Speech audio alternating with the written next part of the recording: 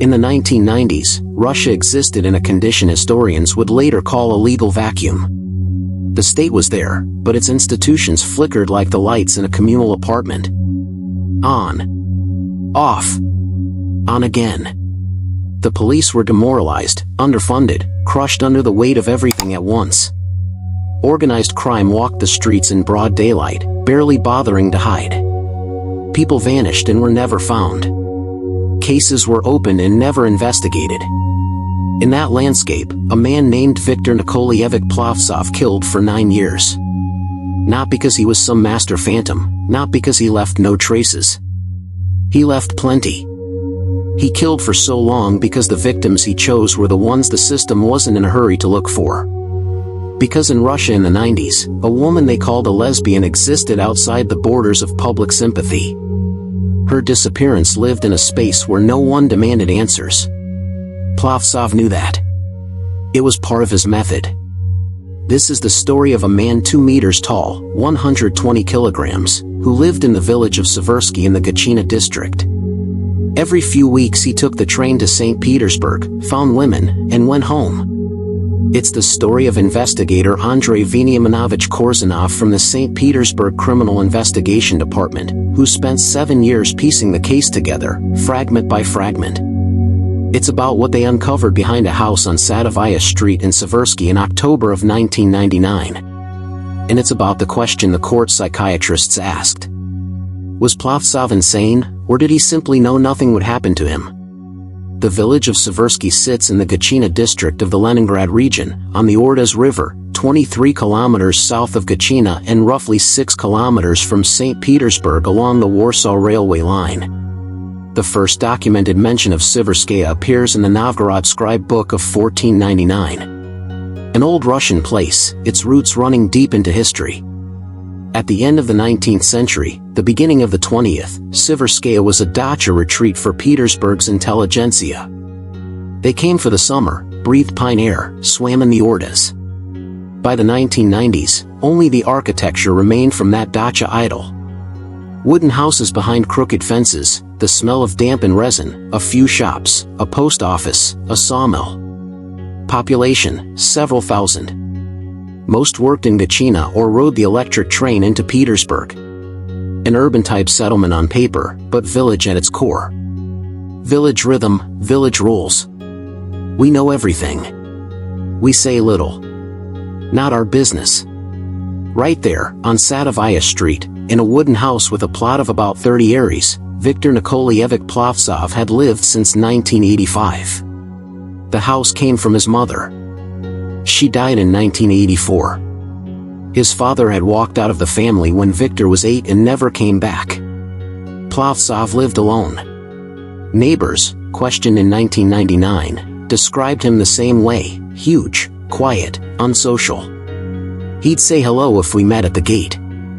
That was it, said the neighbor on the right, 64-year-old Zinaida Fyodorovna Agieva. He didn't keep a garden. He drank, but not enough to cause scenes.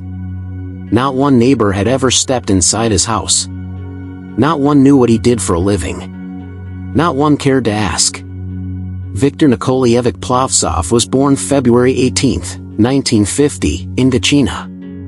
Mother worked at a dairy plant, a quiet woman and, by every account, beaten down. Father, a mechanic, drank regularly and methodically. Until he was 8, Viktor watched his father beat his mother. At 8, the father left. The mother didn't grieve out loud. Viktor didn't grieve at all. At school he was known for one thing: physical strength. At 10 he was bigger than most of his classmates. At 14, bigger than most of his teachers. He hit 2 meters by 17. By then school was long abandoned. 8 grades, a certificate, and that was it. He worked at the sawmill in Seversky, then as a loader at a warehouse in Gachina. The Army. Construction Battalion, Pskov Region, 1976–78. Back home, loader again. Sawmill again. By the 90s he had no official job. Odd jobs when they came. The neighbors saw nothing frightening.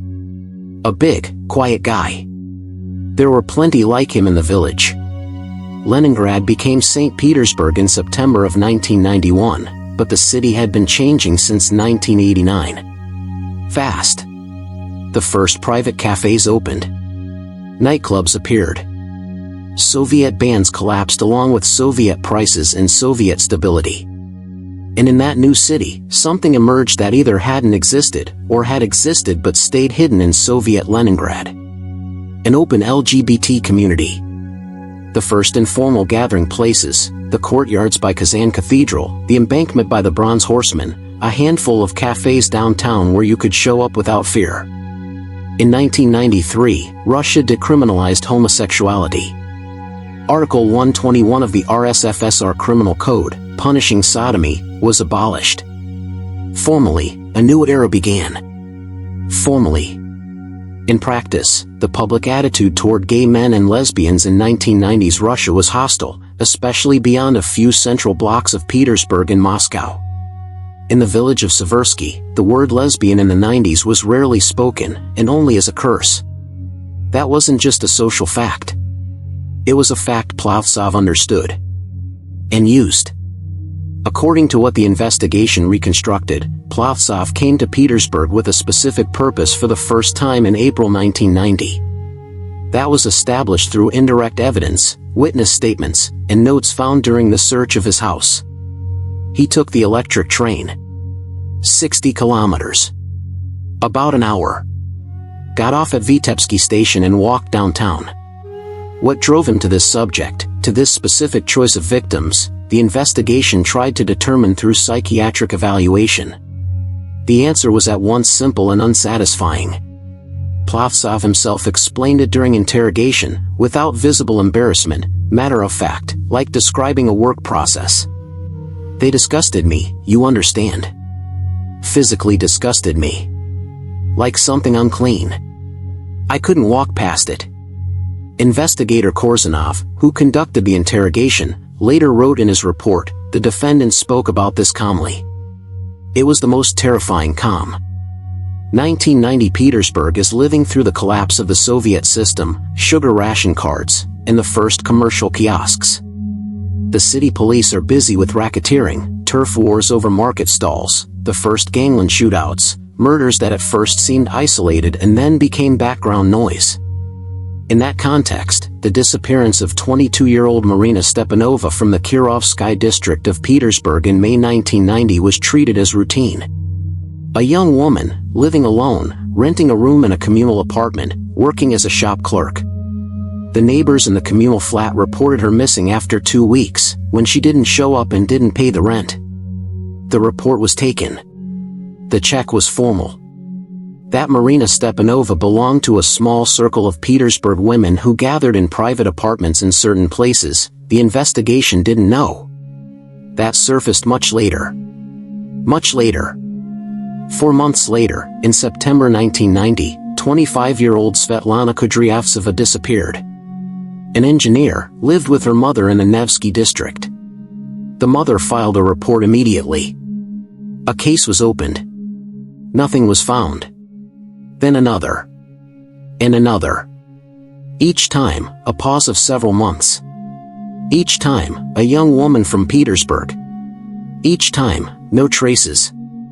What united the victims became clear to the investigation only in 1996, when the cases finally landed on one desk. The desk of investigator Andrei Veniaminovich Korzunov. Until then they existed scattered across different district departments, connected by no one. In 1996, investigator Korzunov of the St. Petersburg Criminal Investigation Department was 42. 20 years in the system, the last 8 in the Division for Solving Serious Crimes. A man, by his colleague's description, stubborn to the point of obstinacy, and with a particular professional trait.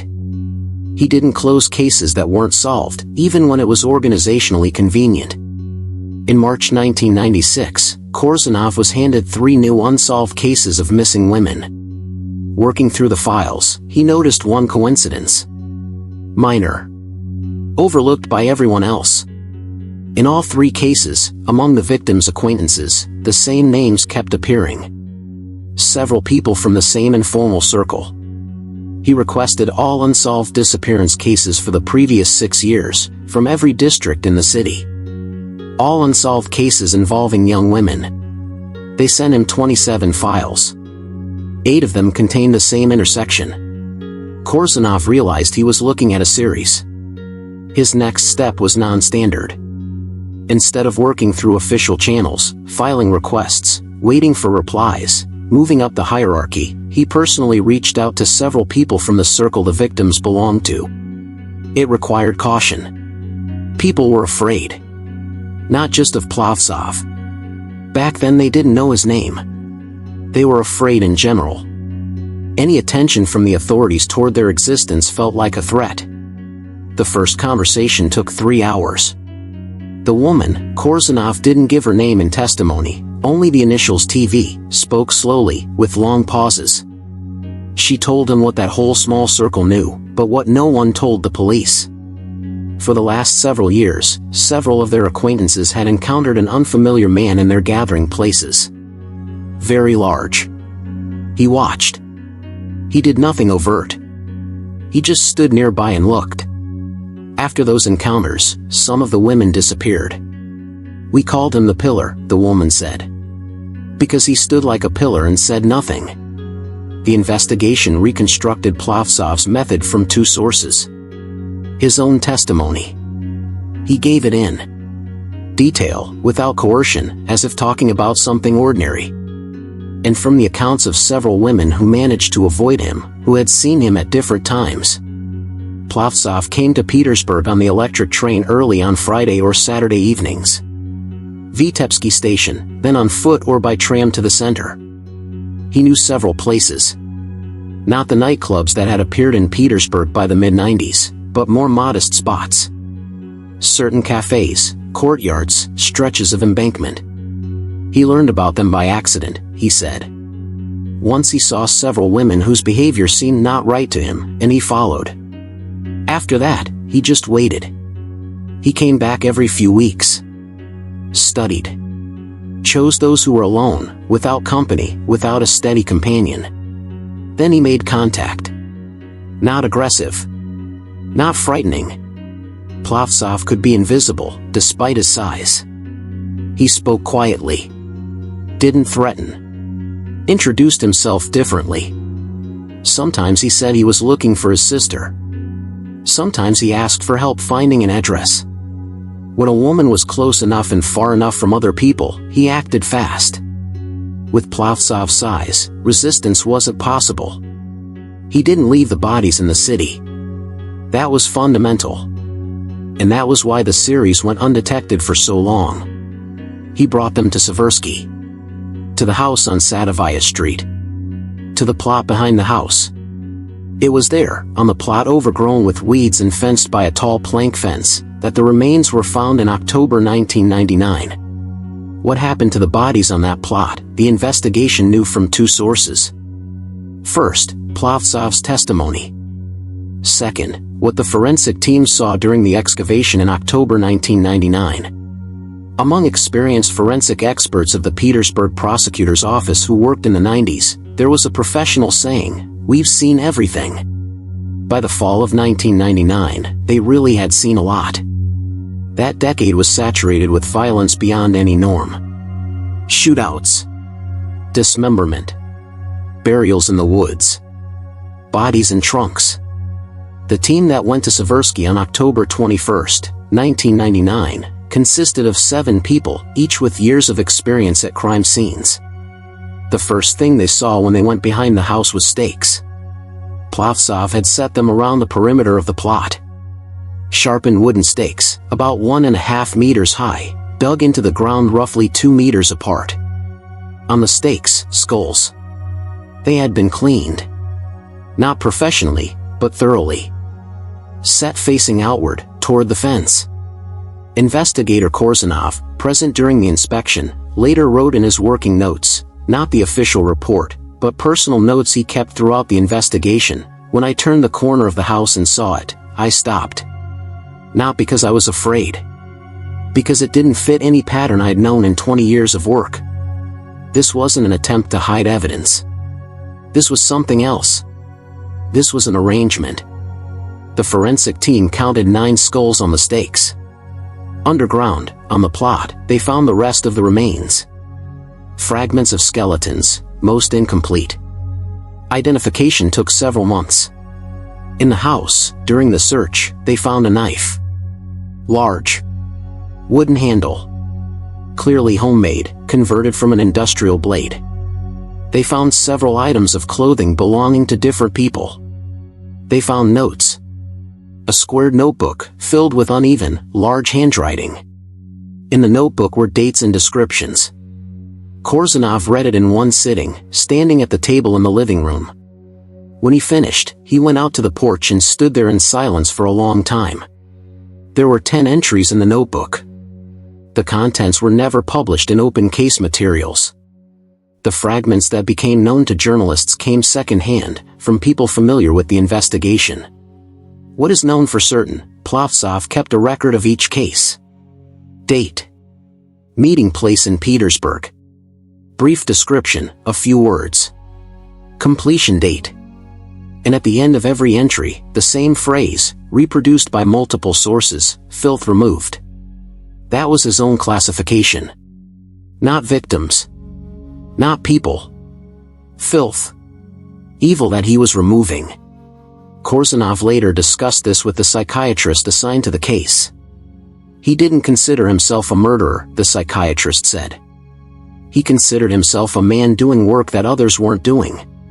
Psychiatrist Dr. Igor Semyonovich Balashov, from St. Petersburg Psychiatric Clinical Hospital No. 6, spent 40 hours in conversation with Plavtsov over 3 months. His conclusion was lengthy and cautious. Diagnosis: paranoid personality disorder with elements of religious delusion and pronounced homophobic fixation. Sanity preserved. A personality disorder does not exclude the ability to understand the unlawfulness of one's actions, Balashov wrote in the conclusion. The defendant understood that he was killing people. He did not believe it was wrong. Those are fundamentally different things. The defense attorney insisted on insanity in court. Balashov repeated his conclusion. The court accepted it. Plavtsov's arrest didn't happen because of Korzunov's years of investigative work, though that work was necessary.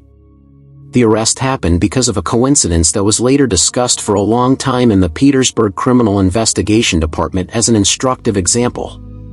At the end of September 1999, Plavtsov's neighbor, the same Zinaida Fyodorovna Agieva, went to the Seversky police station with a complaint. Not about murders, which she knew nothing about. About a smell. Sometimes it stinks from behind the fence, she told the duty officer. Like something rotting. Maybe he's keeping livestock illegally. The duty officer logged the complaint and passed it to the local precinct officer. The officer, young Sergeant Dmitry Alexeyevich Lamov, 23 years old, 8 months on the job, went to Plavtsov's. Plavtsov opened the door. Lamov went into the house. Nothing overtly criminal was there, but Lamov asked permission to go out into the yard. Plavtsov said, no. By law, Lamov had no grounds to insist without a warrant. But something, he later said he couldn't explain what exactly, just something was wrong, made him not leave right away.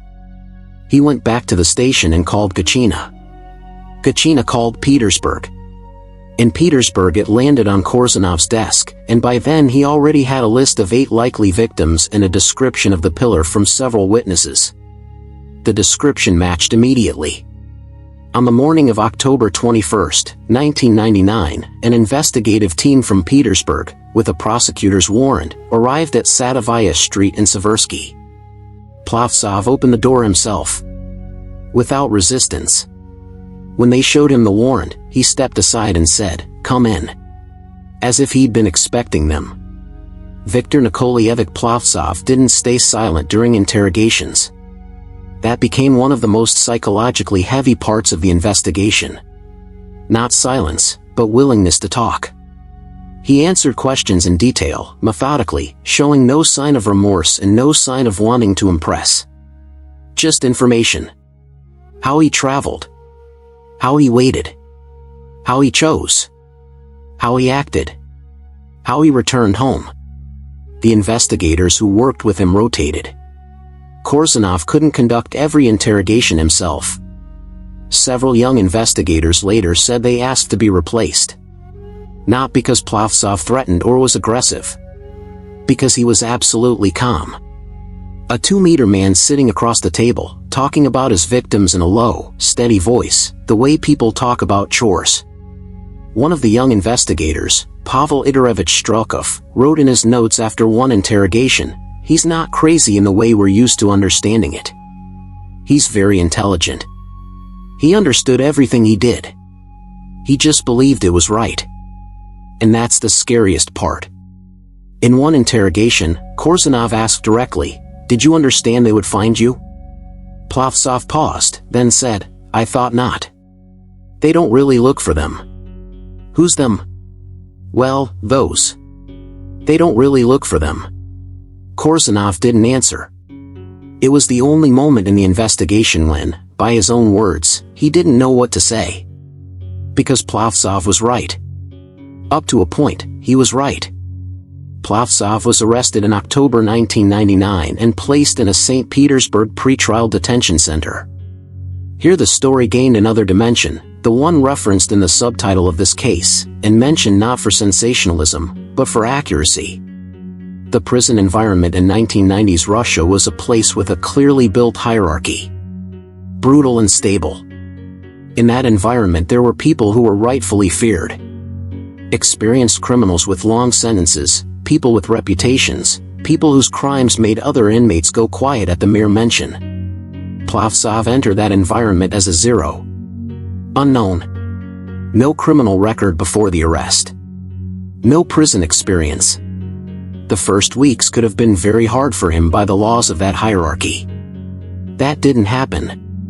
According to testimony from several inmates who gave statements in related cases and mentioned this situation, information about what was found on Plavtsov's property spread through the detention center quickly. Not through official channels. Through the ones that exist in closed spaces and work more reliably than the official ones. 9 skulls on stakes. That was the detail that had an effect. Not because it's common in the world of serious criminals to respect serial killers. That's a myth of mass culture that doesn't match reality. But because the scale and nature of what Plavtsov had done placed him in a category this environment identified as not our kind. Unpredictable. Illogical by their standards. A man you don't understand, and therefore don't know what to expect from. Plavtsov was left alone. He sat in his cell. Ate. Slept. On walks he stayed apart. No one approached. The senior warden of the detention center, who had worked there 14 years, described it in a conversation with a journalist in the 2000s. "In 14 years I've seen a lot, but I've never seen a man feared just for existing nearby. Even hardened cons gave him a wide berth. He did nothing. He just sat. And that was enough." Viktor Nikolaevich Plavtsov was transferred to a special regime penal colony. There is no information about his death in open sources. The house on Sadovaya Street in Seversky was demolished in 2001. The plot stood empty for several years. No one wanted to buy it. Subscribe if you believe these stories need to be told. Next episode, a case from Ekaterinburg in the 90s. A maniac they searched for 12 years lived 3 houses down from the district police station.